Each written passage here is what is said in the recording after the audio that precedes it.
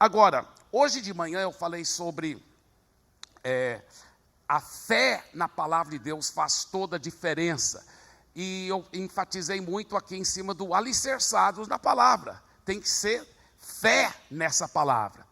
Mas o pastor Silas falou que eu posso trazer a mesma mensagem de novo. E eu estava até pensando em fazer isso, possivelmente, mas eu senti claramente o Espírito Santo falando, e ele também concordou, que eu possa pregar uma outra, porque eu senti agora para enfatizar mais essa segunda frase aqui, para que deis frutos, né? E obrigado, pastor Ronaldo, por também estar deixando eu ter esse privilégio de estar aqui nessa conferência tão preciosa, para que deis frutos. Eu gostaria de trabalhar um pouco mais isso aí. Agora, fruto não é só ganhar a vida para Jesus, fruto também é cuidar bem daquela vida, e ajudar que ela continue seguindo e servindo Jesus, porque se você só ganhar para Jesus, e a pessoa não continuar seguindo Jesus, não é fruto verdadeiro, não é fruto permanente. Agora, muitos têm perguntado lá para nós, assim, como que é o evangelismo nessas igrejas? Bem, nós temos que aprender com vocês, porque a ADVEC é um fenômeno, eu não estou falando isso para jogar confete, é um fenômeno, vocês realmente vocês têm que nos ensinar muito, mas uma das coisas que nós aprendemos, que eu sei que vocês já sabem, é chover no molhado, mas é bom sempre enfatizar, qualquer cristão que quer ganhar outras vidas por Jesus, qual o segredo maior? Tem estratégia de evangelismo? Sim, tudo isso é muito bom. Se não ferir princípio da Bíblia, tudo é bem-vindo.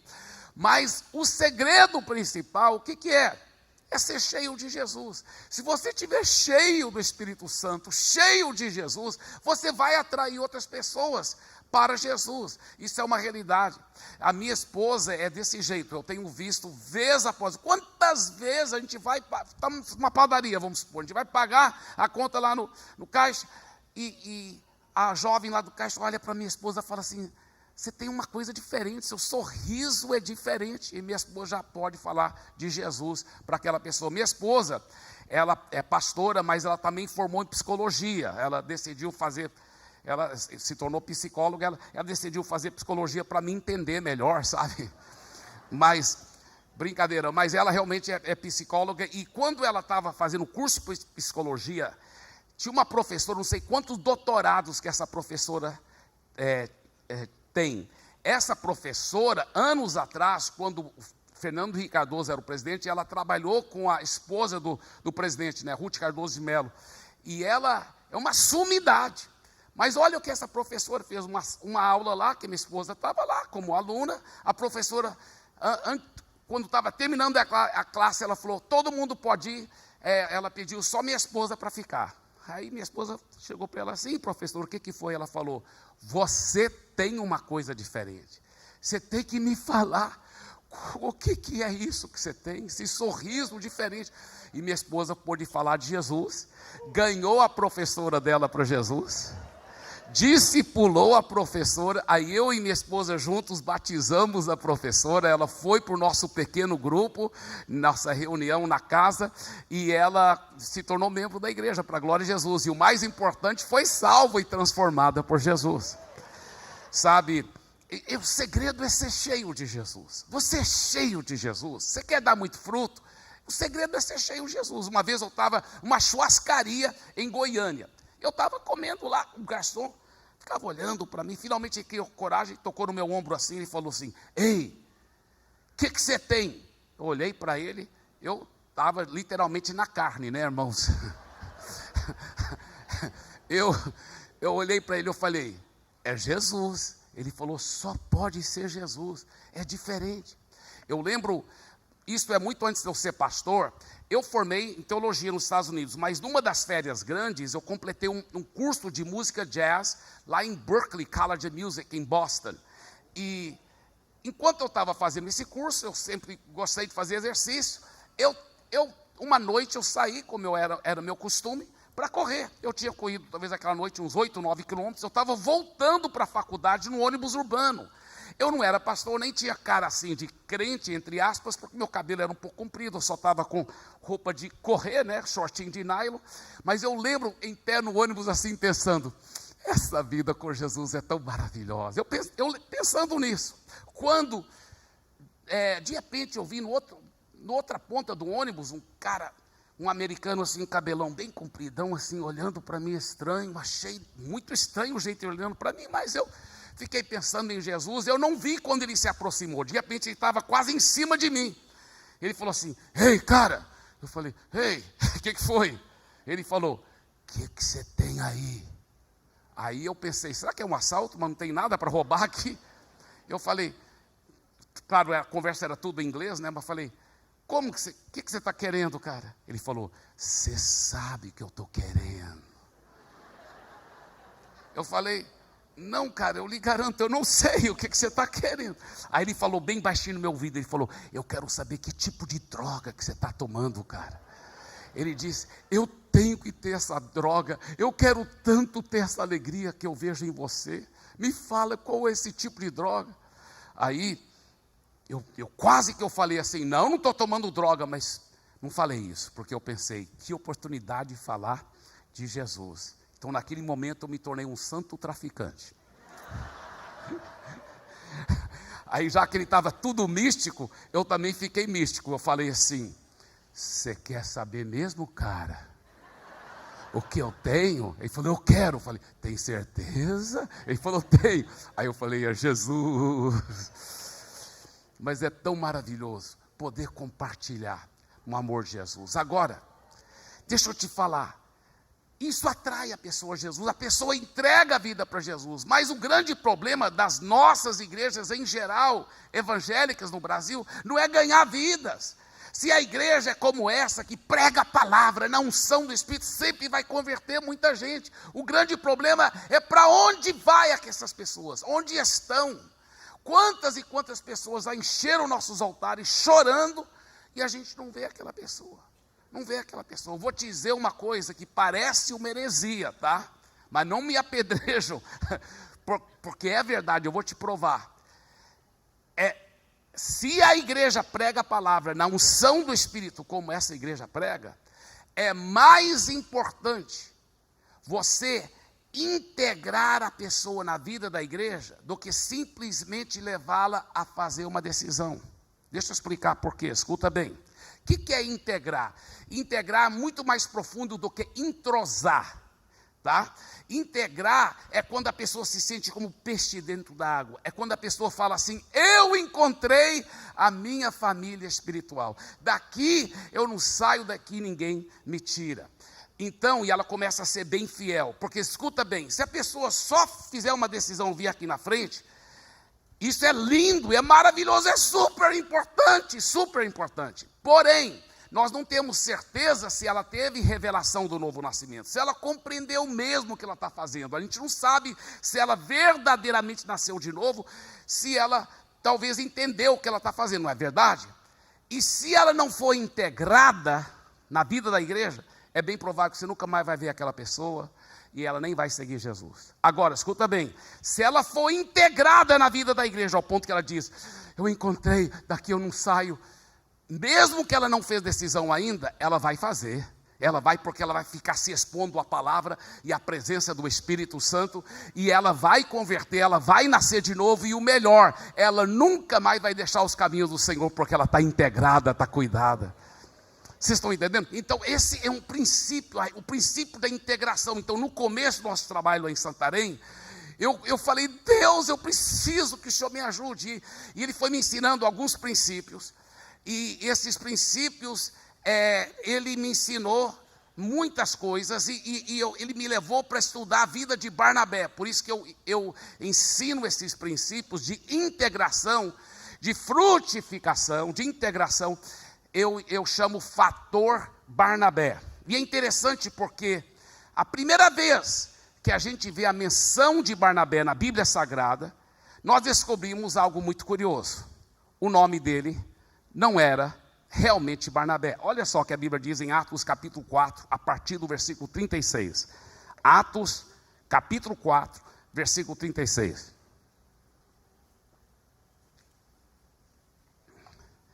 José, a quem os apóstolos deram o sobrenome de Barnabé, que quer dizer filho de exortação. Levita, natural de Chipre, como tivesse um campo, vendendo-o, trouxe o preço e depositou aos pés dos apóstolos. Então, a primeira coisa que a gente vê sobre Barnabé é que o nome dele não era Barnabé, o nome dele era José. José era um nome muito comum naquela época, assim como é hoje em dia. O nome dele não era Barnabé. Barnabé foi um apelido que os apóstolos deram para ele.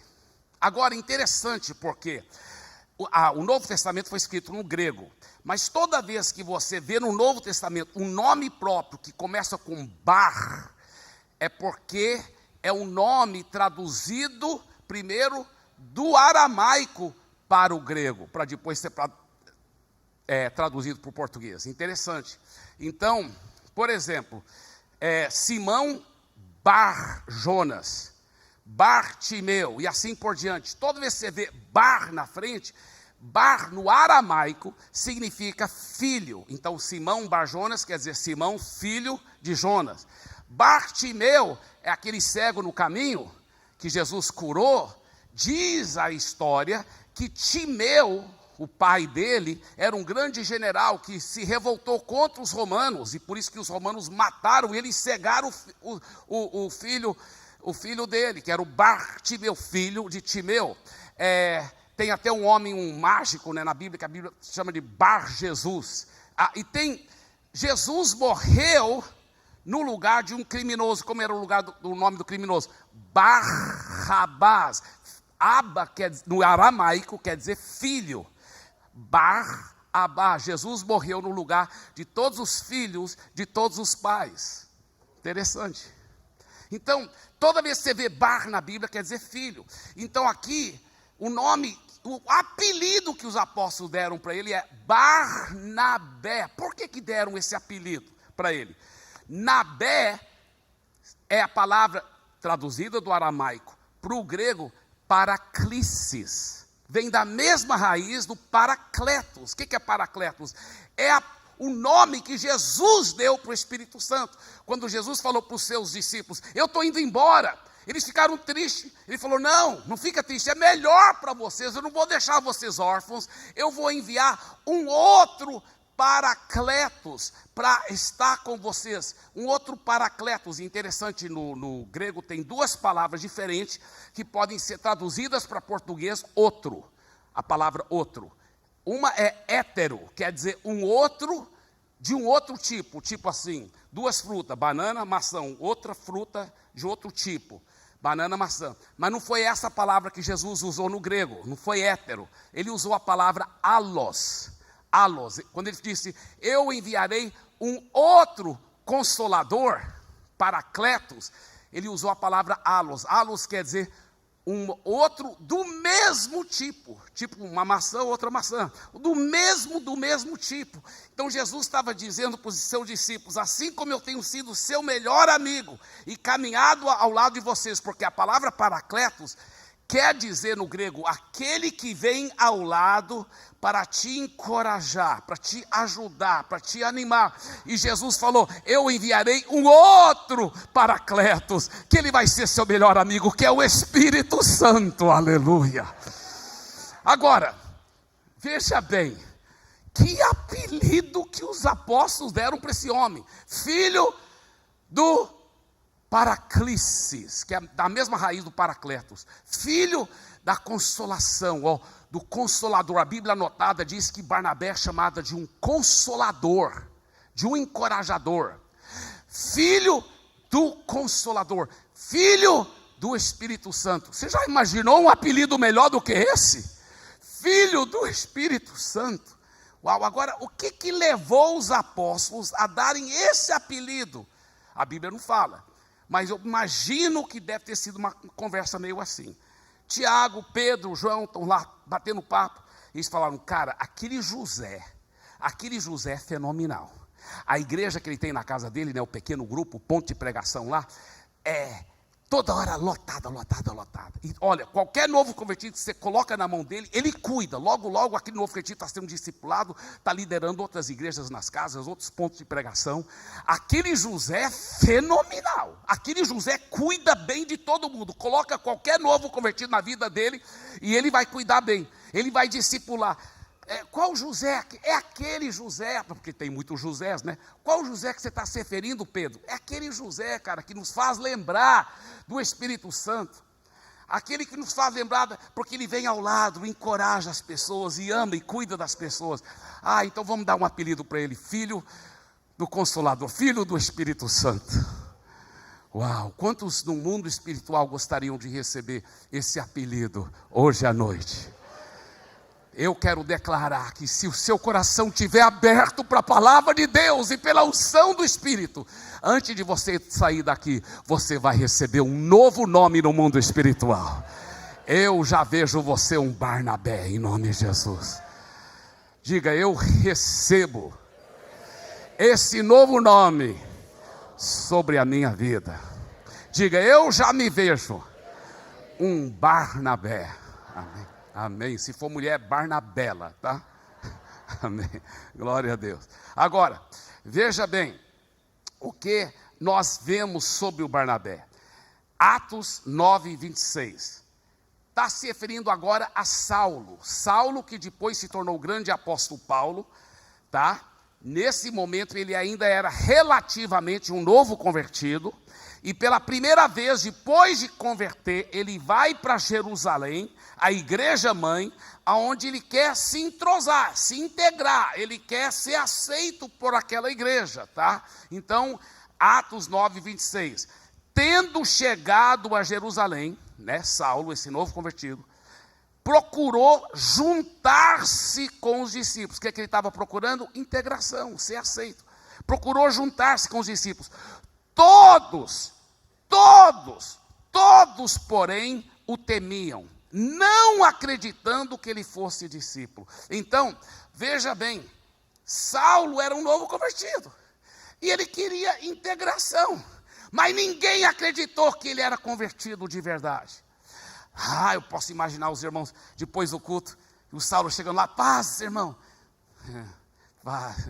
E eles falando: você acredita que ele converteu? Eu não, ele é um falso. Eu vi ele jogar minha tia na prisão, eu vi ele matar meu tio, eu vi, e ninguém acreditava nele, porque ele era um grande perseguidor da igreja, então ninguém acreditava nele. Agora deixa eu falar uma coisa: todo novo convertido, não existe novo convertido que é adulto na fé, não existe. Não existe novo convertido que acabou de converter, que é maduro na fé. Não, todo novo convertido é um bebê. E um bebê, se você não cuidar, ele vai morrer. Ele vai morrer. Então, Saulo era um novo convertido, rejeitado pela igreja. Eu acredito que ele era um candidato a desviar mesmo. Mas, escuta bem, se não fosse pelas próximas duas palavras, pelo menos na tradução que eu estou lendo aqui, nas próximas duas palavras, talvez nós nunca teríamos tido o grande apóstolo Paulo. Quais são as próximas duas palavras? Olha só, próximo versículo: mais Barnabé.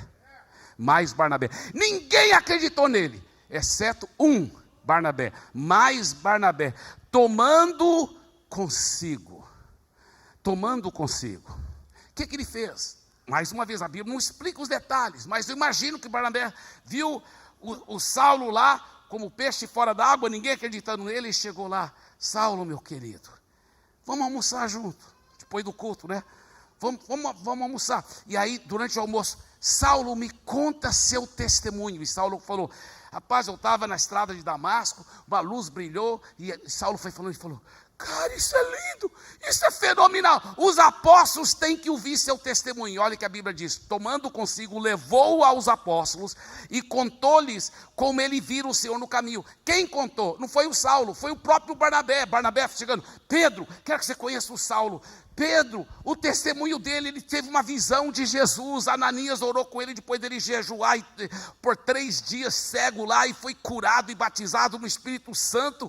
Olha, Pedro, Deus fez uma obra. Aí ele foi, esse aqui é o Tiago, esse aqui é o João. O próprio Barnabé fez o trabalho de integração, foi apresentando, foi contando o testemunho, foi costurando. Olha que a Bíblia fala, quando ele fez isso, aí olha o resultado: estava com eles em Jerusalém, entrando e saindo, pregando ousadamente em nome do Senhor. Agora como peixe dentro da água, totalmente integrado na vida da igreja. Que coisa linda. Mas era um novo convertido ainda. Então olha o próximo versículo, 29. Falava e discutia com os helenistas, mas eles procuravam tirar-lhe a vida. Agora, todo novo convertido é bebê na fé, fala demais, e fala, e discute, e é empolgado. E ele, depois, ao se tornar o grande apóstolo Paulo, inspirado pelo Espírito Santo, ele escreve nas epístolas: não vos envolveis em discussões.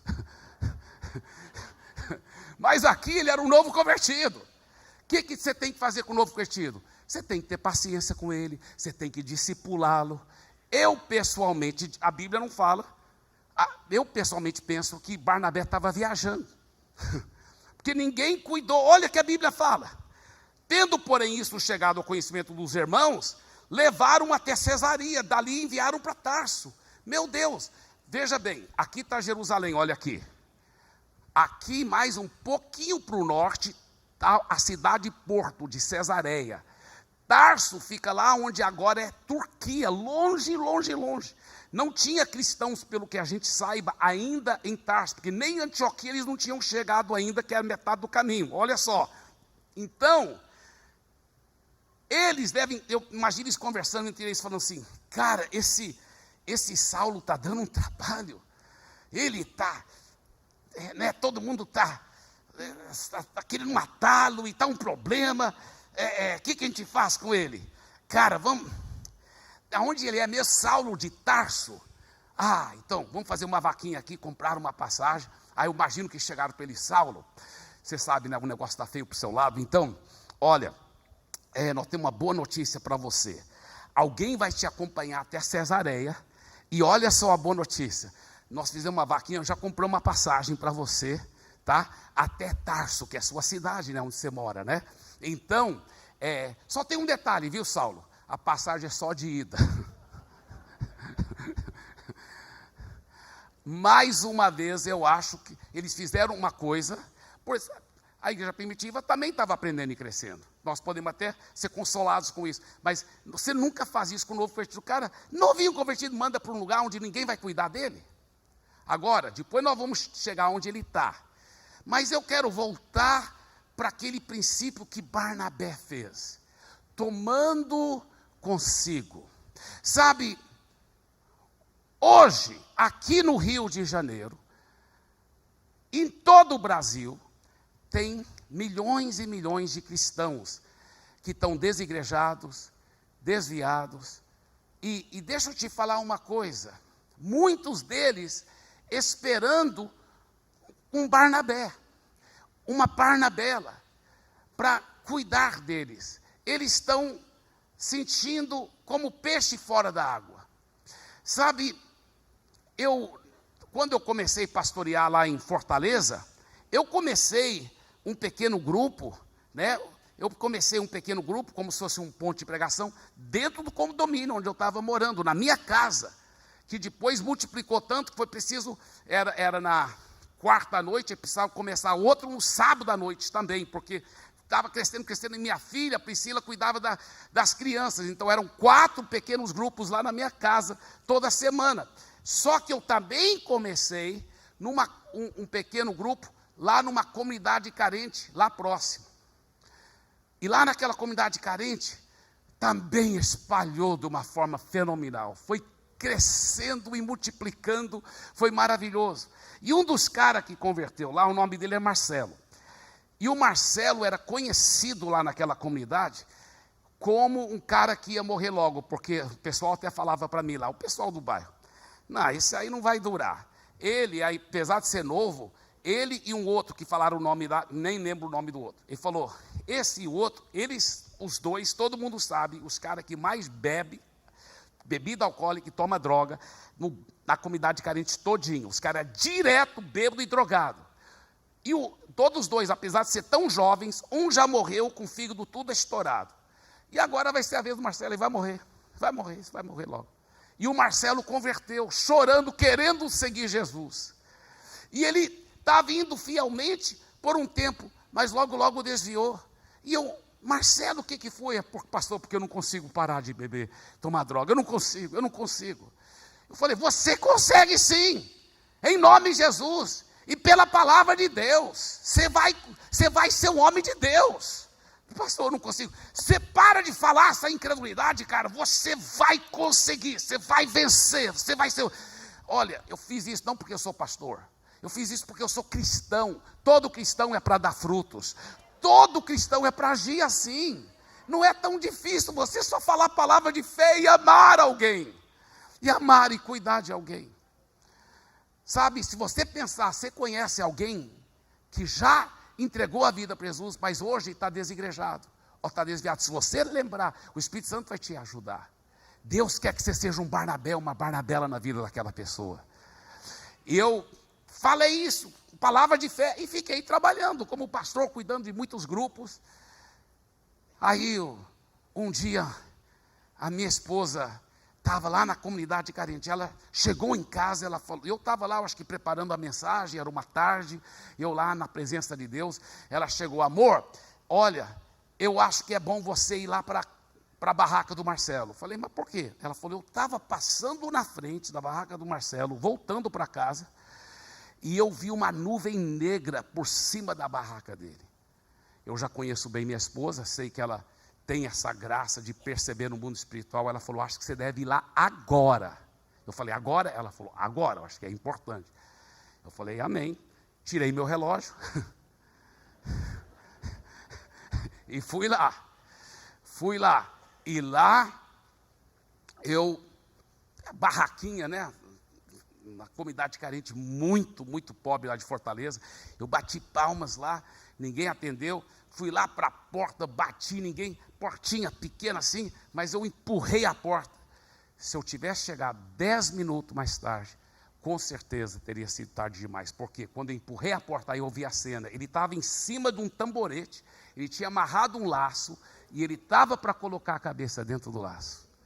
Foi uma coisa milagrosa. Eu, para com isso, tirei ele lá do tamborete, eu subi, desamarrei a corda, levei para casa de outro irmão que mora na comunidade, falei, essa corda é do Marcelo, mas não dê para ele por enquanto não, e tal, e ele falou, deixa eu morrer, pastor, eu não vou deixar você morrer, você vai ser um homem de Deus, você vai ser um homem de Deus, um pastor, Marcelo. Um dia, era umas 10h30 da noite, o interfone toca lá do condomínio. Aí o porteiro fala, é o Marcelo. Eu falei, sim, tudo bem. Ele falou, ele está bêbado, drogado aqui. Eu falei, tá, tudo bem. Aí minha esposa falou, amor, se você ficar deixando esses bêbados e drogados entrar no condomínio, o pessoal do condomínio vai brigar com a gente. Eu falei, ele não vai entrar. Eu que vou sair. E eu saí do condomínio, sentei lá fora, na calçada com ele. E ele chorando, ele disse, pastor, deixa eu morrer. Para de ficar falando que eu não tenho mais jeito para mim. Eu falei, tem sim. Deus vai fazer a obra na sua vida.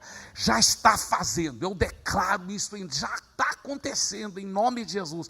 Ele falou, mas como que eu venço esse negócio? Eu falei, olha, você tem que se expor à palavra. A palavra de Deus é que nos santifica. João 17, santifica-os na verdade. A tua palavra é a verdade. Você tem que ficar se expondo à palavra, a palavra.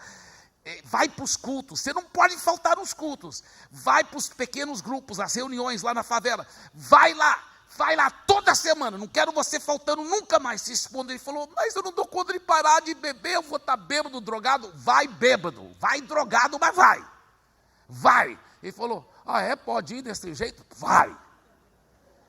E ele começava e chegava, o pastor que mandou. Aí eu colocava o pastor Sandro, que agora é o pastor lá em Fortaleza, eu colocava o pastor Sandro, fica ao lado do cara, não deixa ele bagunçar durante o culto. E o Sandro ficava lá. E o Marcelo falou, ele me ama, ele me ama. Mas sabe o que? Ele foi recebendo a palavra e foi o que aconteceu. A palavra entrou, semana após semana, parou de tomar drogas, parou de beber. Dente não tinha, documento não tinha. A igreja ajudou ele a comprar os dentes, comprar os documentos. Logo, logo ele foi prosperando, pegou um emprego muito bom. Sabe o que? Logo, logo ele casou com uma jovem dedicada a Jesus. Já foi morar fora da comunidade carente, numa casa maravilhosa. E um dia, entre um culto e outro, sabe aquela loucura de muitos cultos, porque a gente muitas vezes tem muitos cultos, eu acho que era 5 cultos, não sei quantos cultos que a gente tinha naquela época, um após o outro, e era hora do almoço, eu estava indo para casa para almoçar, para descansar um pouquinho, para depois voltar para o próximo culto, quando o telefone toca. E é o Marcelo, aí Marcelo, ele falou, pastor, estou aqui na chácara do Gilvan, do irmão Gilvan, nós estamos tendo um churrasco. E eu já sabia que ele ia me convidar, e eu já estava pensando, eu vou explicar para ele, cara, não vai dar, porque, você sabe, eu tenho que descansar um pouquinho e vou voltar, você sabe, tem outro culto logo. Eu já estava me preparando para explicar isso para ele, quando ele disse, sabe por que a grande comunhão que nós estamos tendo aqui, nossos grupos pequenos todinho aqui, pastor? Falei, o que é? Falou, sabe por quê, pastor? Hoje eu vou me tornar líder de um desses pequenos grupos.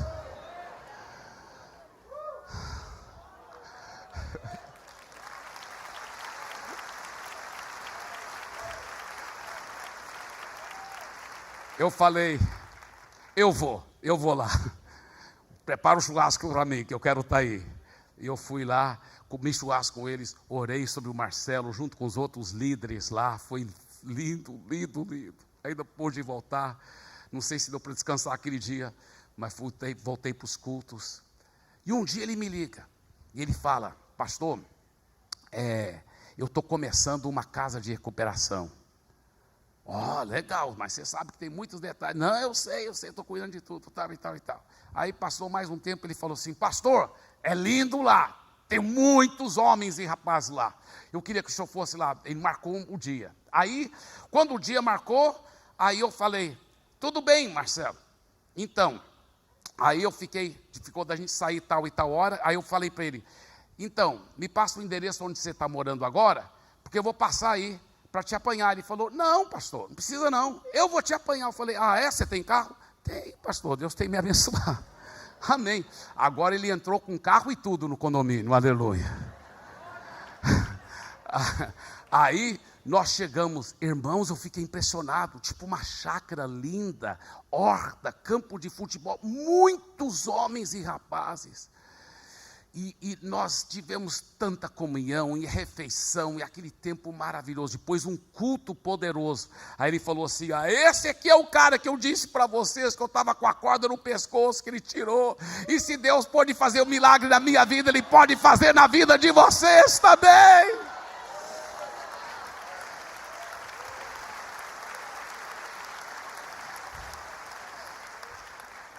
Aí ele me leva de volta para o condomínio, entrou no condomínio, eu desci do carro, abracei e falei, cara, estou com santo orgulho de você, cara, continue sendo usado por Deus assim.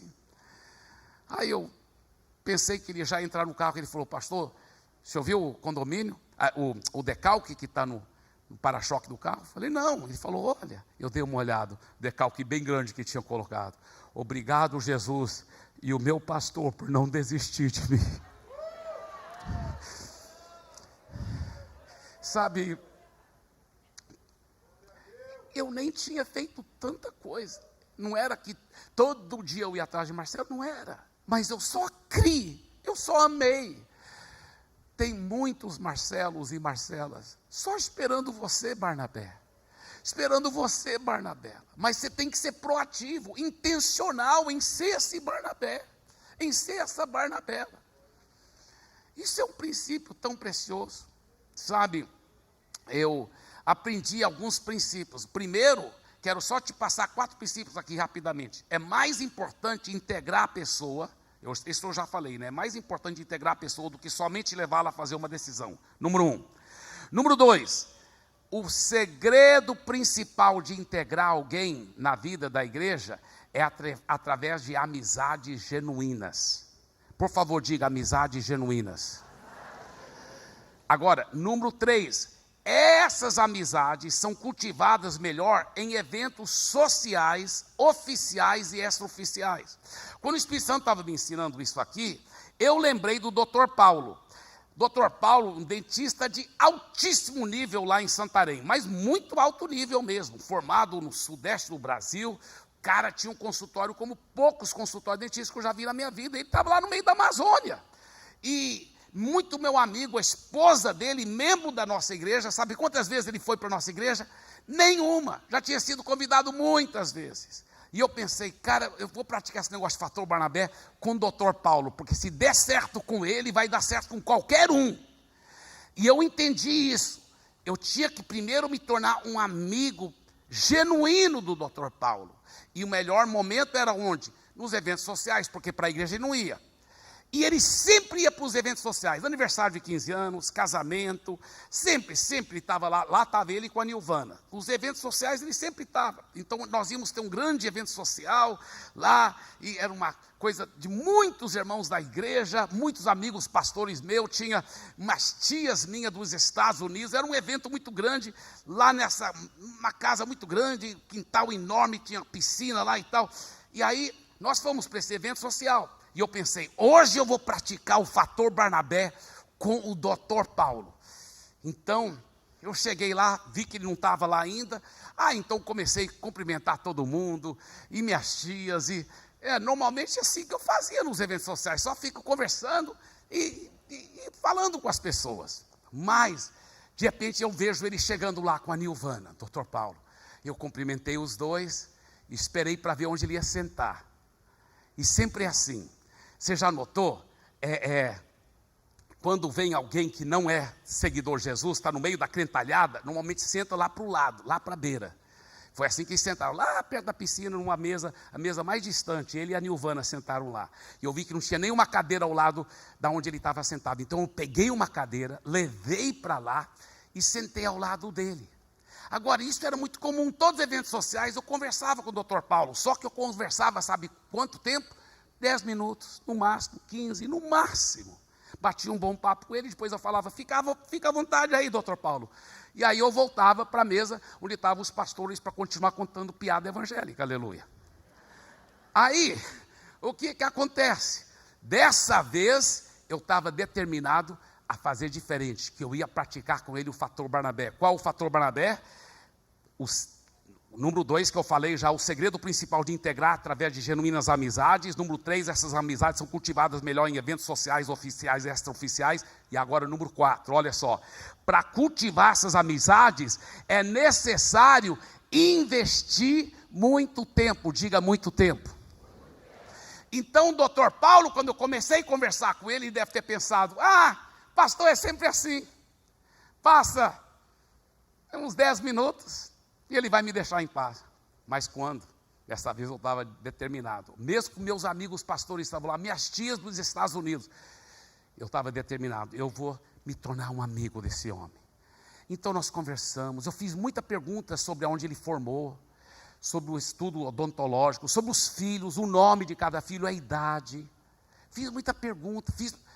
Ele gosta de odontologia, obviamente. Então fiz muita pergunta sobre odontologia. Eu li num artigo isso, aqui, assim, eu fui falando para ele. Eu fui fazendo pergunta. Aliás, aquela noite eu aprendi muito sobre odontologia. Eu fui fazendo, e a gente foi batendo um papo, sabe, pegamos a janta, jantamos juntos, pegamos a sobremesa, passou 1 hora, 2 horas, 2h30. De repente, ele que começou a fazer pergunta para mim sobre minha família.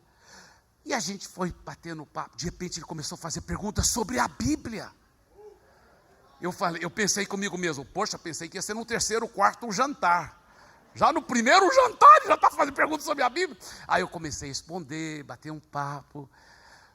3h30, já estava terminando aquela grande festa. Nós fomos despedir lá no gramado, em pé, ainda batendo mais um pouco de papo. Eu fui abraçá-lo. Eu senti, tomara que ele está sentindo o que eu estou sentindo. Porque eu estou sentindo que ele é meu amigo, de fato e de verdade. Dei um abraço nele. Sabe o que aconteceu? No próximo evento social, num jantar, também. Eu acho que era até um jantar da Donep na época. E aí ele estava lá, eu não sabia que ele ia estar lá. Quando eu vi, ele estava lá no outro lado da mesa, eu fui lá para cumprimentá-lo. E ele estava no outro lado da mesa, eu fui pegar na mão dele. Ô, doutor Paulo! Ele pegou minha mão com as duas mãos dele e falou: ô, meu pastor. Quando ele falou isso, eu pensei: aleluia! Aí o que aconteceu? Não deu outra. Aí ele foi para a igreja. Integrado. Eu integrei antes de ganhá-lo para Jesus. Agora ele tinha uma família espiritual. Aí ele entregou a vida para Jesus, se tornou líder de pequeno grupo, enfim. Deixa eu te falar uma coisa. Deus quer usar você. Deus quer usar você. Mas antes de encerrar, não podemos deixar Saulo em Tarso, sozinho lá, isolado. Então vamos lá, Atos capítulo 11. Olha só o que diz a palavra de Deus, versículo 19 em diante.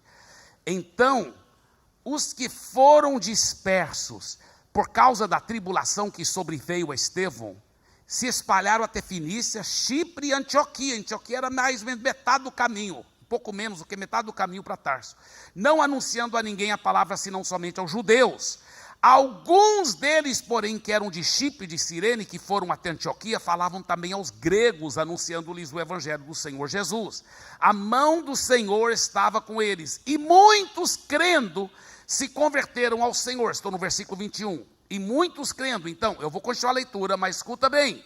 Pela primeira vez na história do cristianismo, uma igreja de não-judeus é começada. Uma igreja de não-judeus. Isso é um momento muito histórico. Uma igreja de não-judeus em Antioquia. E era um avivamento. Muitos não-judeus convertendo, muitos gentios convertendo. E os apóstolos tinham uma decisão. Eles tinham que mandar alguém para pastorear essa nova igreja, o avivamento lá. Olha que a Bíblia fala, versículo 22. A notícia a respeito dele chegou aos ouvidos da igreja que estava em Jerusalém. E enviaram Barnabé até Antioquia. Eu creio que os apóstolos foram super dirigidos pelo Espírito Santo, porque escuta bem, naquela época em Jerusalém tinha muitos judeus convertidos, mas infelizmente os judeus não convertidos eram muito preconceituosos contra os não judeus. E até muitos judeus convertidos também eram preconceituosos. Então, eles não podiam mandar qualquer um para pastorear essa igreja de não-judeus, senão ele ia querer fazer todo mundo ser judeu. Então, eles tinham que mandar a pessoa certa. E a pessoa que mandaram foi Barnabé.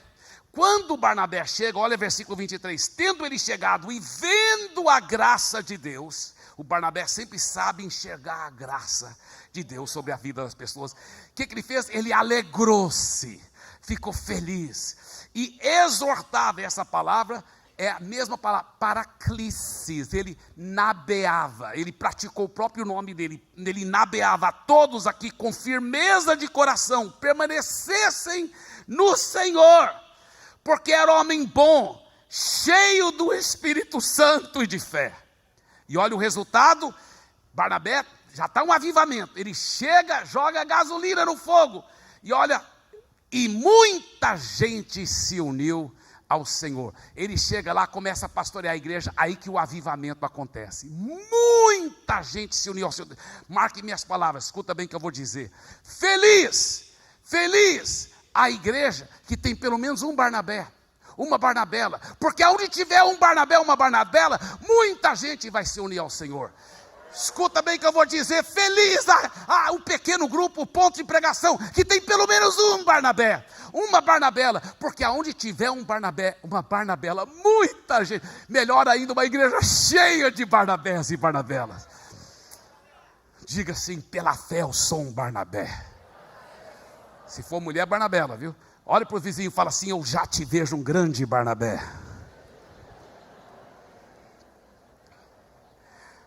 Agora olha só, ele está pastoreando uma igreja que está explodindo em avivamento. Mas olha o próximo versículo. E partiu Barnabé para Tarso, à procura de Saulo. Meu Deus, eu sou muito fã desse Barnabé. Meu Deus, ele não esqueceu de Saulo. E tudo indica que ele foi a pé. E sabe qual a distância a pé de Antioquia até Tarso? 4 dias, se você viajar a pé, 12 horas por dia, demora 4 dias para chegar lá. 4 dias. E não tinha Google para ele poder procurar o endereço. Ele deve ter chegado, a Bíblia fala, ele foi lá à procura de Saulo. Ele chegou lá em Tarso, deve ter ido lá para a praça onde as pessoas fazem tendas. Falou assim, tem um solteirão pelo nome de Saulo que faz tendas. Ah, sim, mas é porque ao final do dia ele já deve ter ido para casa. Qual o endereço dele? Tal rua, tá. E Saulo, eu imagino, a Bíblia não fala esses detalhes, mas é bem provável que foi assim. Saulo talvez estava em casa já, sentado naquelas caminhas que era tipo aquela coisa no chão. Ele sentado lá, talvez chorando e falando, Deus, eu sei que foi o Senhor Jesus que apareceu para mim na estrada de Damasco. E Jesus falou que eu ia ser grandemente usado. Mas eu acho que eu pisei na bola tanto em Jerusalém. Será que ainda tem chance para mim? O Senhor vai me usar ainda. E talvez ele estava chorando lá, quando ele ouve alguém bater na porta. E a mãe dele atende, porque ele é solteiro, né? A mãe dele atende a porta, sim.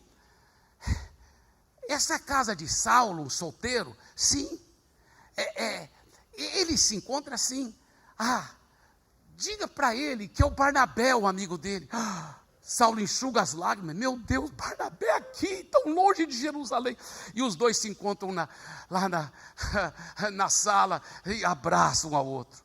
E Saulo diz, Barnabé, o que você está fazendo tão longe de Jerusalém? Ele pensa, os apóstolos mandaram ele talvez com uma carta para Roma, e ele parou porque muitos navios atracavam lá em Tarso na ida, e deve ser isso. Ele falou, não, vim atrás de você. Ele falou, não, mas também você está em viagem, né? Não, Saulo, eu vim aqui para Tarso só por uma razão, cara, é atrás de você mesmo. Mas por quê? Sabe por quê, Saulo? Deus quer te usar, cara. Deus vai te usar, cara. Deus tem planos muito grandes para a sua vida. E Saulo talvez até comece a chorar, porque ele lembra da oração que ele acabou de fazer. E ele fala para Barnabé, mas Barnabé, você ainda acha que Deus pode me usar grandemente? E Barnabé diz para ele, eu não acho não, tenho certeza. Saulo, algo me diz que um dia você vai ser um grande apóstolo, tipo Pedro, Tiago, João. Algo me diz isso, cara. Mas como que isso vai acontecer? Vem comigo. Não posso ir para Jerusalém. Eu não estou em Jerusalém mais, cara. Eu estou em Antioquia, eu que sou pastor da igreja lá. E eu preciso da sua ajuda. Nós vamos pastorear junto aquele povo, vai ser uma bênção, está um avivamento acontecendo. E falou, mas Barnabé, onde eu vou morar? Não preocupa com isso, rapaz, vamos. E olha o que a Bíblia diz. Olha o que a Bíblia diz. Tendo-o encontrado, levou-o para Antioquia. E por todo um ano se reuniram naquela igreja, ensinaram numerosa multidão. Em Antioquia foram os discípulos pela primeira vez chamados cristãos. Eu lhe pergunto, nesse momento, você sabe de algum Saulo, de alguma Saula? Sabe, se não fosse para o Barnabé, talvez nós nunca teríamos tido o grande apóstolo Paulo, que escreveu praticamente metade do Novo Testamento. Já pensou nisso? Hoje tem um Saulo, talvez nesse momento, em casa, chorando, dizendo, será que aquela palavra profética foi do Senhor mesmo? Oh Deus, será que tem jeito? Só está esperando uma palavra, um WhatsApp seu, uma palavra de amor, de fé, de insistência. Deus está preparando você para ser esse Barnabé, essa Barnabela. Você recebe isso? Amém. Fique em pé, por favor, eu quero orar sobre a sua vida. Coloque sua mão sobre o seu coração, receba essa oração, depois você vai repetir também comigo. Pai querido, eu peço, por mim em primeiro lugar, e por cada um de nós, que nós possamos ser verdadeiros Barnabés na vida de Saulos, de Saulas, que estão nesse momento precisando de reconciliar, de voltar, de buscar o Senhor, de serem integrados na vida da tua igreja. Faça de mim, faça de nós esse Barnabé. Pai, eu peço que a unção do Espírito Santo, gerando essa unção de Barnabé, seja sobre cada irmão e irmã aqui. Se você recebe essa oração agora, declare com suas próprias palavras. Diga assim: eu recebo sobre a minha vida essa unção do Espírito Santo. Pela graça de Deus, serei intencional, serei proativo, mas eu sou um Barnabé, e eu irei atrás das pessoas com amor, com carinho, e eu já vejo os testemunhos e declaro: isto é só o começo. Amém, e amém, e amém, e amém. Deus abençoe.